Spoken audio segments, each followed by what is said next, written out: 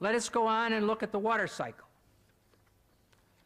Some Muslim authors claim that the Qur'an shows pre-scientific knowledge of water cycle. What is the water cycle? Here in this slide, you see 4 steps. The first step is evaporation. The water evaporates from the seas and the earth. Second step, it becomes clouds. Third step, it gives rain. And fourth, this rain causes the plants to grow. This is all very straightforward, and everybody knows 2, 3, and 4. Even if they live in a town, they know that clouds come and rain comes and their flowers grow. But what about step 1, the evaporation? You can't see it. It's difficult. And the Qur'an does not have step 1.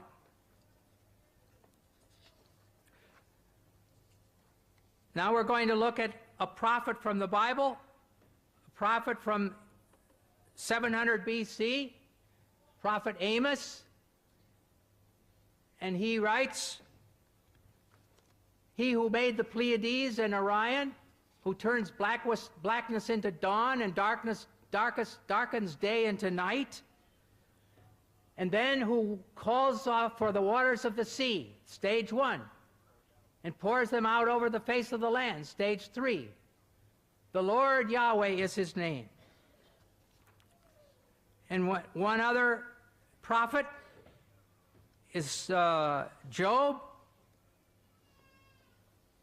in 36, 26, 28, at least 1,000 years before the Hijrah.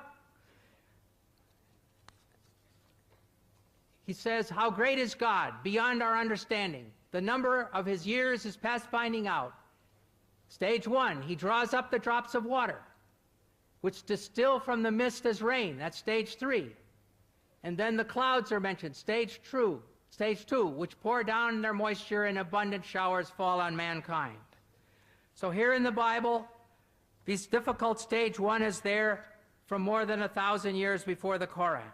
Now, in the field of water cycle, Dr. William Campbell pointed out certain things.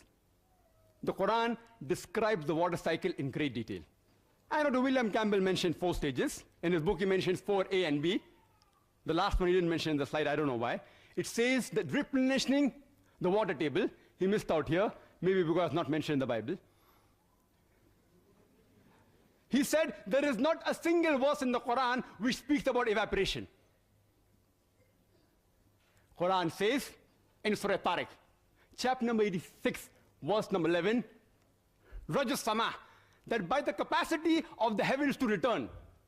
And almost all the commentators of the Quran, they said that this verse of Surah Tariq, chapter 86, verse number 11, refers to the capacity of the heaven to return back rain, meaning evaporation. Dr. William Campbell, who knows Arabic, may say, why didn't Allah subhanahu wa ta'ala specifically mention وَالسَّمَاءِ ذَاتِ الْمَطَرِ, meaning the capacity of the heaven to return back rain? Why did Allah mention specifically? Now we have come to know why didn't Allah do that in his divine wisdom. Because today we have come to know that besides the ozonosphere, the layer above the earth, besides returning back rain, it even returns back other beneficial matter and energy of the earth which is required by the human beings. It does not only return back rain, today we have come to know it even returns back waves of telecommunication, of television, of radio, by which we can see TV, we can communicate, we can hear the radio. And besides that, it even returns back the harmful rays of the outer space, back on the other side, and absorbs. For example, the ultraviolet rays of the sunlight is absorbed by the ionosphere. If this was not done, life on the earth would have ceased to exist. So Allah subhanahu wa ta'ala is far superior and far more accurate when it says, Rajya Sama, by the capacity of the heaven to return. And the remaining things, as he mentioned, is there in the Quran. You can refer to my video cassette.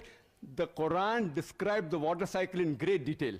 Regarding what he said about the Bible, he showed stage 1 and stage 3 in the first slide, and the second, stage 1, 3, and then 2.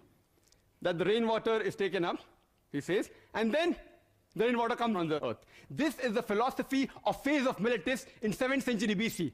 He thought that the spray of the ocean was picked up by the wind and fell into the interior as rain. There's no cloud mentioned there. In the second quotation Dr. William Campbell gave, first is, according to him, evaporation, which we agree, we don't mind having the concordance approach with the Bible. Then rain falls down, and then other clouds formed. That is not the complete water cycle. Alhamdulillah, the Quran describes the water cycle in great detail, in several places. How does the water rise, evaporates, form into clouds, the clouds join together, they stack up, there's thunder and lightning, water comes down, the clouds move into the interior, they fall down as rain, and the replenishing of the water table, and alhamdulillah, in great detail. The Quran speaks about the water cycle in great detail in several places. In Surah Nur, chapter number 24, verse number 43. In Surah Rum, chapter number 30, verse 48. In Surah Az-Zumar, chapter 39, verse 21.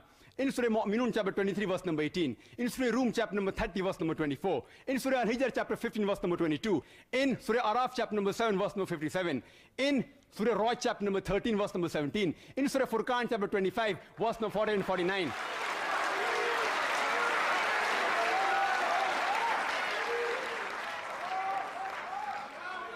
In Surah Fatir, chapter number 35, verse number 9.